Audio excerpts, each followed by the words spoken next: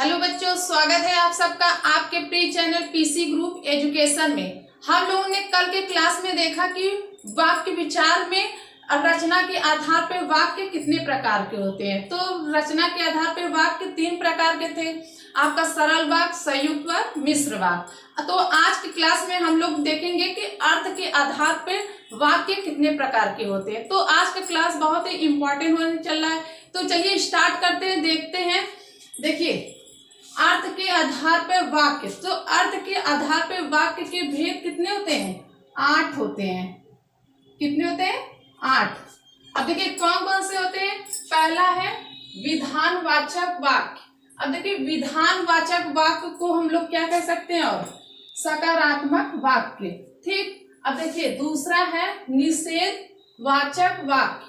अब देखिए निषेध मीन्स होता नहीं, तो जो वाक्य रहेगा उसमें नकारात्मक की बात होगी। ठीक है।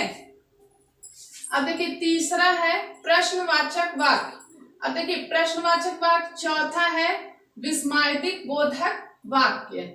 पांचवा है आज्ञावाचक वाक्य। छठवां है इच्छावाचक वाक्य। सातवां है संदेहवाचक वाक्य। आठवां है संकेतवाचक वाक्य। तो देखिए अर्थ के आधार पे वाक्य कितने प्रकार के होते हैं? 8 प्रकार के होते हैं। चलिए अब हम लोग एक एक करके इसको पढ़ते हैं। आप लोग वीडियो को लाइक कर दीजिएगा, चैनल को सब्सक्राइब कर दीजिए, बेल आइकन को प्रेस कर दीजिएगा। चलिए देखते हैं। पहला है विधानवाचक वाक्य। अब देखिए विधानवाचक वाक्य क्या होते हैं? सकारात्मक भी वाक्य होते हैं, जिसमें सरल वाक्य मतलब कि उसमें सकारात्मक पॉजिटिव बात होगी। ठीक है। अब देखिए इसकी परिभाषा है, यदि वाक्य में कार्य का होना या करना पाया जाए। तो क्या कह रहा है कि वाक्य में कार्य का होना या करना पाया जाए, वो क्या होते हैं? आपका होता है विधानवाचक वाक्य कहलाते हैं। ठीक। जैसे हम लोग जैसे देखते हैं, पहला है वह प्रतिदिन व्यायाम करता है। अब देखिए वह प्रतिदिन व्यायाम करता है, ये सरल वाक्य है। क्या है? सरल वाक्य है और ये पॉजिटिव है, सकारात्मक बात हो रही है कि वह प्रतिदिन व्यायाम करता है। ठीक है।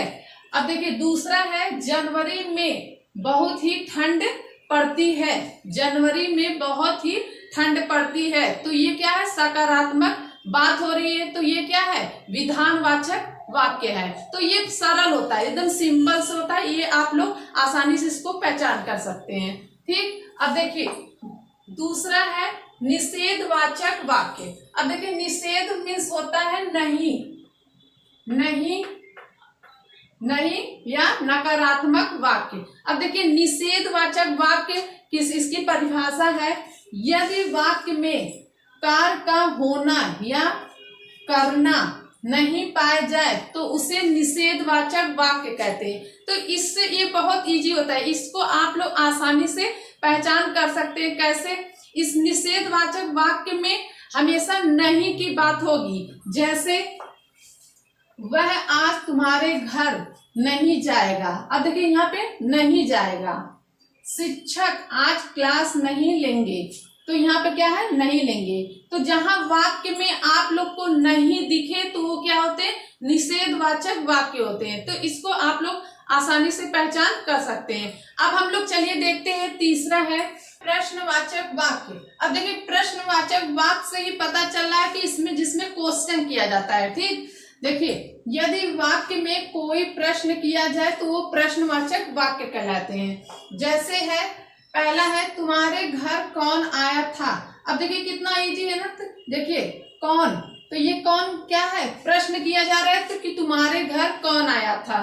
ठीक। अब देखिए दूसरा है आपको राजीव से क्या चाहिए। तो क्या क्या क्या है? ये क्या है? क्या चाहिए। तो यहाँ पे क्वेश्चन किया जा रहा है, जहां पे प्रश्न पूछा जाए वो क्या होता है? प्रश्नवाचक वाक्य होता है। ठीक। अब देखिए चौथा है विस्मयादिक बोधक वाक्य। अब देखिए विस्मयादिक बोधक वाक्य किसे कहते हैं? यदि वाक्य में शोक, क्रोध, हर्ष, घृणा आदि का भाव व्यक्त किया जाए तो वो क्या होते हैं? विस्मयादिक बोधक वाक्य होते हैं। जैसे है, जैसे वह कितना सुंदर बच्चा है। अब ये देखिए क्या है? वह, और ये इसका चिन्ह, वह कितना सुंदर बच्चा है, क्या बात है, ऐसा दृश्य मैंने पहले नहीं देखा। तो जहां पे आप लोग को इस तरह का चिन्ह दिख जाए तो क्या होते हैं, विस्मयादि बोधक वाक्य होते हैं। ठीक, तो इसकी पहचान यही है। तो आप लोग को समझ में आ गया होगा कि प्रश्नवाचक वाक्य और विस्मयादि बोधक वाक्य होते क्या है। चलिए हम लोग अब आगे देखते हैं। पांचवा है आज्ञावाचक वाक्य। अब देखिए, आज्ञावाचक वाक्य के किसे कहते हैं, यदि वक्ता का उद्देश्य, अब देखिए वक्ता मीन्स होता है बोलने वाला, वाक्य में जो बोल रहा है का उद्देश्य आदेश, आज्ञा देना या अनुमति देना हो तो उसे आज्ञावाचक वाक्य कहते हैं। अब देखिए, अब जैसे उदाहरण है, अब आप अपनी बात कह सकते हैं, तो यहाँ पे क्या कह रहा, अब आप अपनी बात कह सकते हैं, यहाँ पे क्या आज्ञा दिया जा रहा है कि अब आप अपनी बात कह सकते हैं। ठीक, देखिए दूसरा है मोहन वह दरवाजा बंद कर दो, तो यहाँ पे क्या अनुमति दिया जा रहा है कि मोहन तुम दरवाजा बंद कर दो, जिससे वाक्य से पता चले कि अनुमति या आज्ञा देने की बात हो रही है, तो वो क्या होता है, आज्ञावाचक वाक्य होते हैं। ठीक, अब देखिए छठवां है इच्छावाचक वाक्य। अब देखिए इच्छावाचक वाक्य किसे कहते हैं, यदि वाक्य में वक्ता की इच्छा, आशा, आशीर्वाद, शुभकामना आदि का बोध होता है, वो क्या होते हैं, आपका इच्छावाचक वाक्य होते हैं। देखिए, तो इच्छावाचक वाक्य में क्या रहते हैं, उसमें वाक्य से ही पता चलेगा कि इसमें शुभकामना दिया जा रहा है, कि आपका आशीर्वाद दिया जा रहा है, कि किसी चीज की इच्छा हो रहा है कि या आशा हम लोग रख रहे हैं, तो उसी से पता चलेगा आप लोग को। देखिए जैसे आपकी यात्रा मंगलमय हो, अब देखिए आपकी यात्रा मंगलमय हो, तो ये आशीर्वाद दिया जा रहा है कि आपकी यात्रा मंगलमय हो।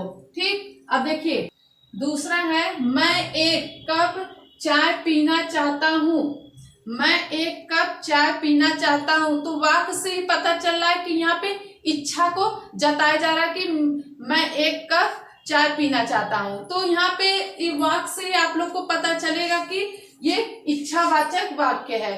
तो इतना आप लोग को क्लियर हो गया होगा कि आज्ञावाचक वाक्य, इच्छावाचक वाक्य किसे कहते हैं। अब हम लोग चलिए आगे देखते हैं संदेहवाचक वाक्य। अब देखिए संदेहवाचक वाक्य किसे कहते हैं, इसकी परिभाषा है जिस वाक्य में कार के होने में संदेह हो। अब देखिए कार के होने में संदेह हो, वो क्या होते हैं, संदेहवाचक वाक्य होते हैं। ठीक, देखिए अब इसकी उदाहरण है अब तक वह सो गया होगा, अब तक वह सो गया होगा, तो यहाँ पे संदेह है, यहाँ पे हम लोग को पता नहीं चल रहा है कि वो सो गया होगा, तो यहाँ पे हम लोग संदेह कर रहे हैं कि वह सो गया होगा। ठीक, अब देखिए दूसरा है शायद मुझे कल मुंबई जाना हो।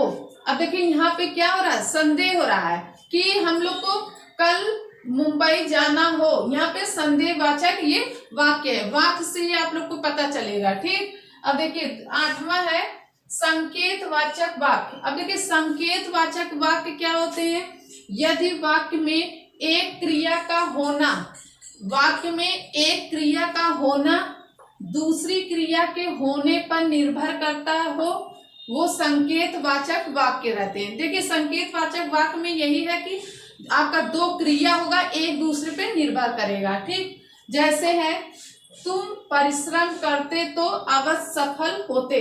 अब देखिए यहाँ पे दो क्रिया हो रहा है, तो परिश्रम करते तो अवश्य सफल होते, तो दो क्रिया हो रहा है, तो एक दूसरे पे जो निर्भर रहता है वो क्या होते हैं, आपका संकेतवाचक वाक्य होता है। अब देखिए दूसरा है यदि वर्षा होगी तो फसल अच्छी होगी। अब देखिए यहाँ पे होगी होगी, तो दो क्रिया हो रहा है, तो ये क्या है, संकेतवाचक वाक्य है। तो आप लोग को क्लियर हो गया होगा कि संदेहवाचक वाक्य और संकेतवाचक वाक्य किसे कहते हैं। तो हम वीडियो को यहीं पर रखते हैं। आज के क्लास में आप लोगों ने देखा कि वाक्य विचार में अर्थ के आधार पर वाक्य 8 प्रकार के होते हैं। तो आपका वाक्य विचार कंप्लीट हो चुका है। तो आप लोग वीडियो को लाइक कर दीजिएगा, चैनल को सब्सक्राइब कर दीजिएगा, बेल आइकन को प्रेस कर दीजिएगा। आज का क्लास अगर आप लोग को अच्छा लगा हो तो कमेंट कर दीजिएगा। तब तक के लिए धन्यवाद।